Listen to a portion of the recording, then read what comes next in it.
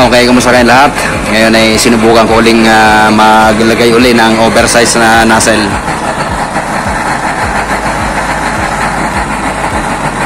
Mas mataas uli yan sa ating chamber. Ang taas niyan mahigit 1.5 inches mula sa pinaka ibabaw ng ating chamber.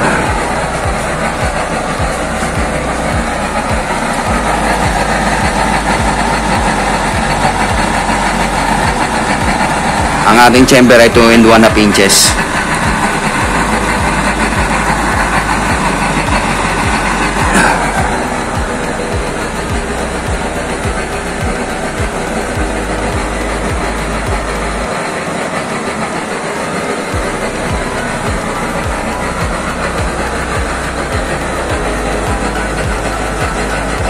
Okay po, pwede rin pala yung ganitong mas mataas ang ating nozzle sa ating chamber. Okay, so subukan natin salangan kung anong itsura na magiging apoy nito.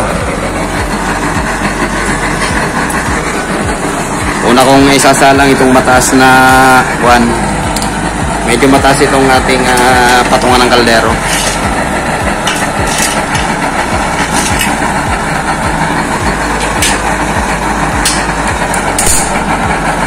Okay, tingnan natin kung anong itsura ng apoy nito.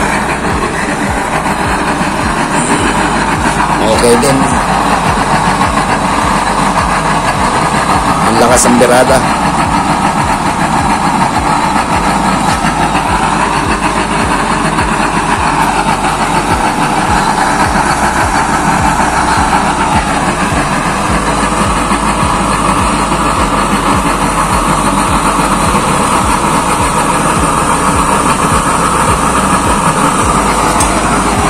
Parang pang heavy duty yung apoy niya, eh, oh.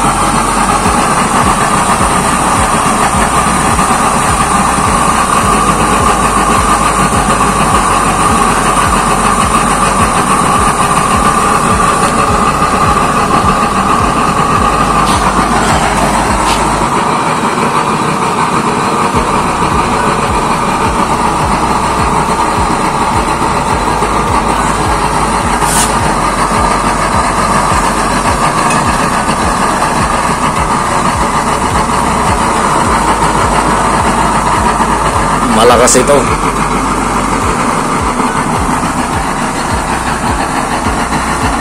Yung ganyang klaseng apoy, wala na ring uling yan. Kung mapapansin nyo, hindi nagkakauling yung ating yung ilalim ng ating kaserola.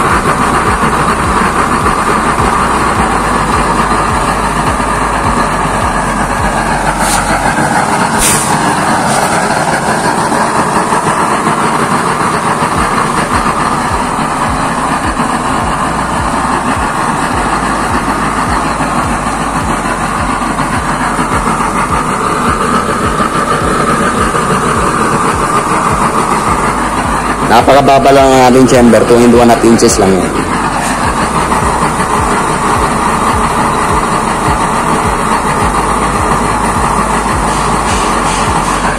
Tingnan natin yung kulo kung kumukulo na. Ang grabe, oh.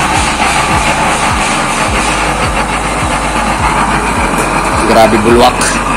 Okay, tatanggalin na natin itong ating kaserola.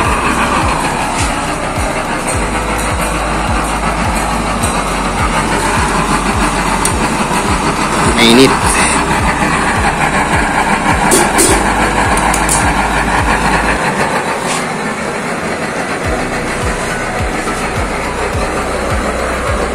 Medyo konti na lang ang langis.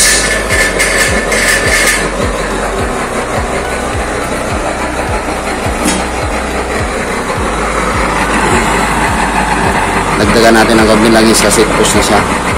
May natitira pa rito. Wala na, inubos ko na yung aking huling pang-testing.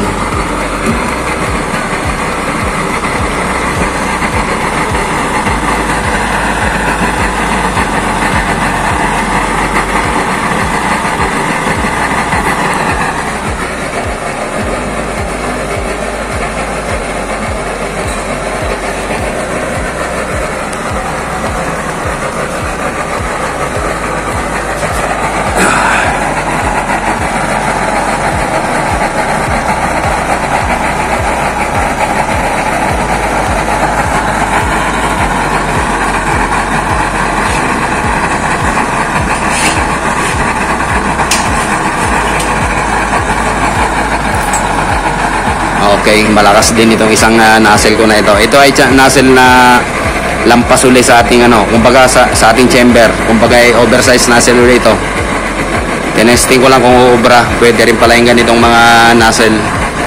Ang taas niya mula sa ibabaw ng ating chamber ay mahigit 1 and 1/2 inches. Siguro 1 3/4 na yan. Ayan, lampas ang ating nozzle. Pero gumagana rin na maganda.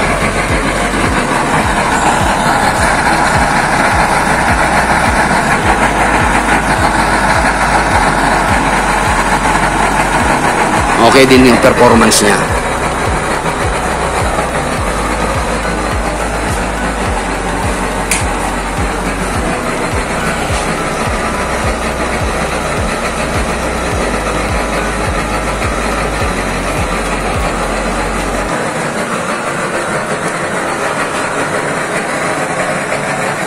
Asol na asol din yung loob na parte ng ating chamber at napakalakas ng bulwak.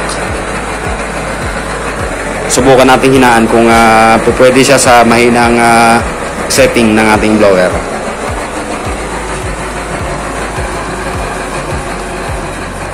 Yan, nilagay ko sa kalahati.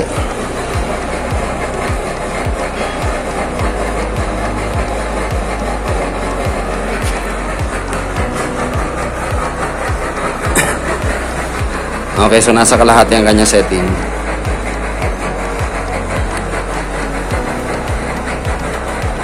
Okay, subukan pa natin hinaan pa ulit. Lagay lang natin sa number 2. Dulo ng 2. Ayan, nasa dulo ng 2.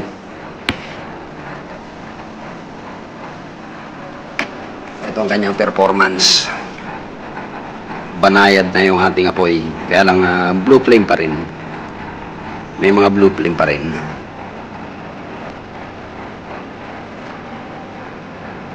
Okay, subukan pa natin hinaan sa number 1.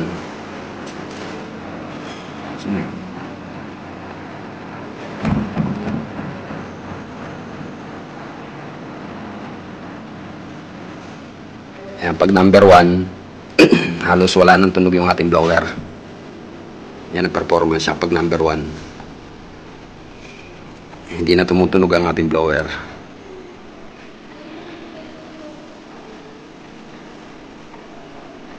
Pwede nang pang-inin yan. O lakasan ng kaunti lang dyan sa 1. Mga 1 kalahati.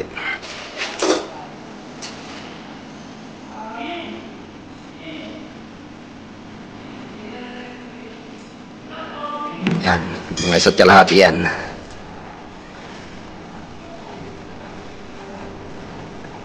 Gumagana pa rin naman siya.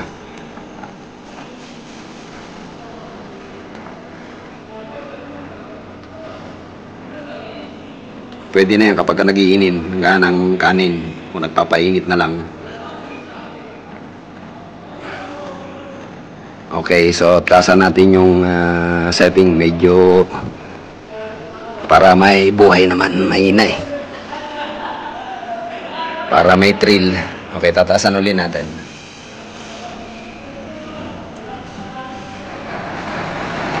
Yan, lumagablab na ulit. Pero tinasan natin yung blower.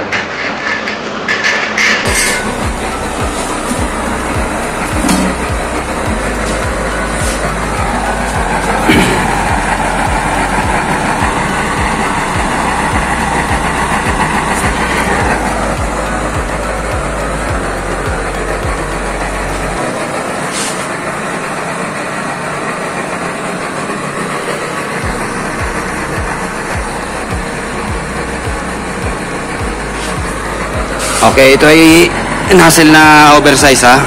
Mahigit 1 and 1/2 ang taas ng ating nozzle sa ating chamber.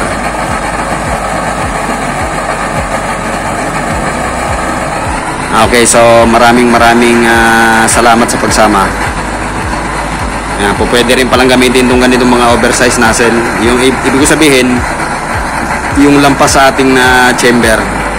Ayan o, sobrang taas niya sa ating chamber. Mga 1 3/4 yata yung taas niyan. Pero gumagana yung ating pangibabaw ng mga porsyon ng mga butas. Ang taas ang birada ng apoy nito. Okay, so maraming salamat ulit sa pagsama. Sana may nakuha na naman kayong idea na pwede palang mataas ang ating nozzle sa ating chamber. Okay, so thank you so much sa mga bagong subscribers. Until then.